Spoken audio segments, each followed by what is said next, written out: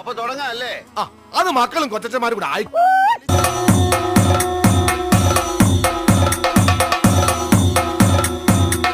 ഷൈൻ ചേട്ടൻ സോഷ്യൽ മീഡിയയിൽ വൈറലായ ഒരു ടൈമുണ്ട്. നീ ഉറങ്ങിയില്ല അല്ലേ? ഭയങ്കര ഒരു കോമ്പറ്റീറ്റീവ് ആയിട്ടുള്ള ഒരു തന്നെ ആയിരിക്കും അല്ലേ ഇതിൻ്റെ അകത്ത്.